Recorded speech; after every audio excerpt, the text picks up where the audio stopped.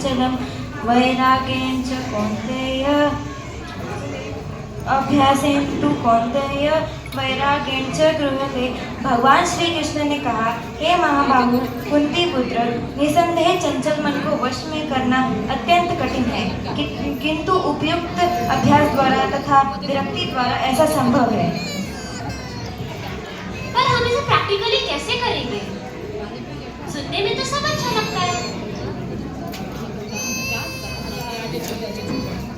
इसका भी उत्तर भगवान श्री कृष्ण भगवत गीता के 6.5, 6.6 और 6.7 के में देते हैं।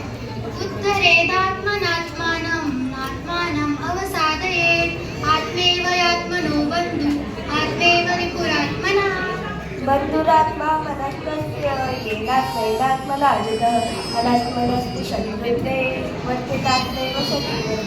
चितात्मना प्रशान्तस्य परमात्मा समाहिता शीतोष्ण सुख दुःखेषु तथा मानापमानयोः। हमें अपने मन की सहायता से अपना मन उद्धार करना चाहिए, न को स्वयं को पतित करना। मन जैसे मनुष्यों का मित्र भी है और शत्रु भी। जिसने मन पर विजय बनाया है उसके लिए मन ही सर्वश्रेष्ठ भक्त है। परंतु जिसने ऐसा नहीं किया वह सबसे बड़ा शत्रु बना रहेगा। जिसने मन पर विजय प्राप्त कर ली वो परमात्मा तक पहुंच चुका है, इससे क्योंकि उसने शांति प्राप्त कर ली है। ऐसे व्यक्ति के लिए सुख दुख, ठंडी गर्मी, मान अपमान सब एक समान है। जो कोई परम पुरुषोत्तम श्री भगवान कृष्ण के निकट जाना चाहता है उसे स्वयं को भगवान कहे गए इस सूत्रों को अपनाना चाहिए। इसलिए इस श्लोक को भगवद गीता का सारा माना जाता है।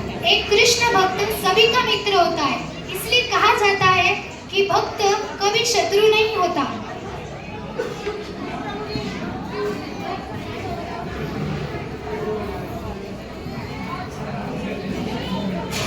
देखो देखो, साक्षी ने पोस्ट किया है। क्या पोस्ट किया है? साक्षी तो मस्त दुबई में घूम रही है, कितने मजे कर रही है, और हम यहाँ कुछ नहीं। कैसी जिंदगी बन गई है। ऐसे कैसा हो सकता है? हमारे पेरेंट्स तो हमें अलाउ ही नहीं करते।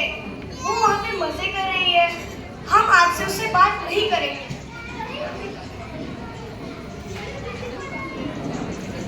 हेलो, इसका उत्तर 16.21 श्लोका में है। त्रिविधं नरकस्येदं द्वारं नास्ति महात्मनं काम क्रोधस्तथा लोभस्त महत्रेत्र तजेत। इस नर के 3 द्वार है, काम, क्रोध तथा लोभ। प्रत्येक बुद्धिमान व्यक्ति को चाहिए कि इन्हें त्याग दे, क्योंकि इनसे आत्मा का पतन होता है। परंतु क्या हमारे भावनाओं का कोई मोल नहीं?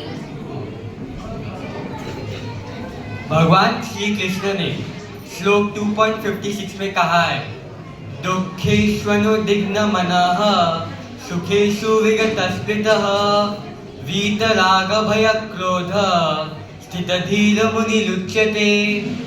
जो व्यक्ति 3 प्रकार के दुखों में भी किसी अन्य जीव, दैवी शक्ति या मन और शरीर से मिलता है, विचलित नहीं होता है, या अधिक सुख आने पर अति प्रसन्न नहीं होता है, या अतिशक्ति, भय, क्रोध से मुक्त हो, वही एक स्थिर चित्त ऋषि कहलाता है।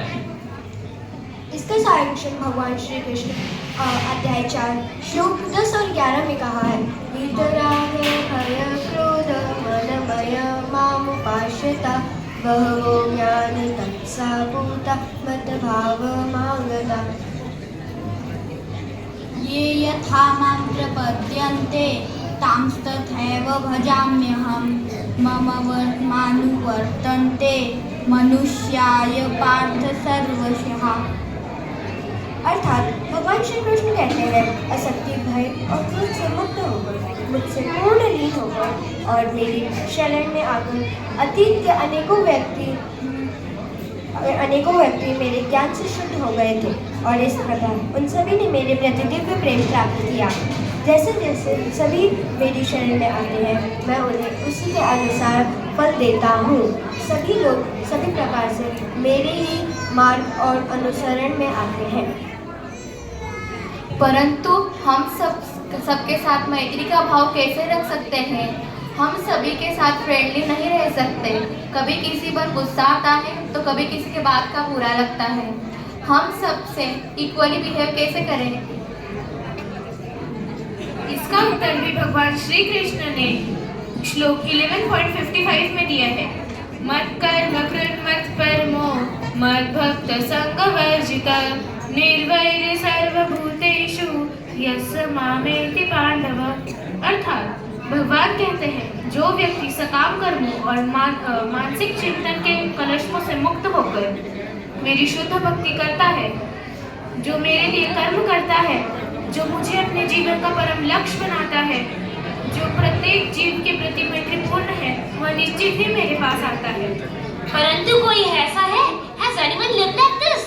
भगवत गीता तो 5000 साल पहले बोली गई थी। अब कोई है जिसने ऐसी जिंदगी जी है?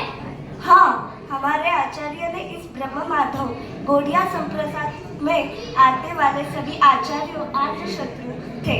इसके सबसे बड़ा उदाहरण इस्कॉन संप्रदाय आचार्य एसी भक्ति वेदांत स्वामी श्री प्रभुपाद है।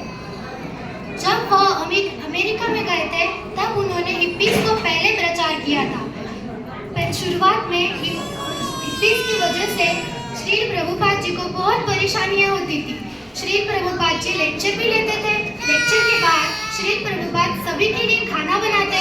खाना खाने के बाद हिप्पीज अपनी झूठी थाली भी नहीं उठाते। सब कुछ श्री प्रभुपाद जी करते थे। धीरे धीरे प्रेम स्नेह और धीरज से उन्होंने सबको भक्त बनाया। श्रील प्रभुपाद रात को 2 घंटे सोते और भगवत गीता का अनुवाद करते। इसी तरह उन्होंने भगवत गीता का एज इट इज अनुवाद किया। भगवत गीता जैसे मनुष्य जीवन का मैनुअल हो। इस जन्माष्टमी के पावन अवसर पर हमें प्रण लेना चाहिए कि हम भगवत गीता रोज पढ़ेंगे और अपना जीवन धन्य बनाएंगे।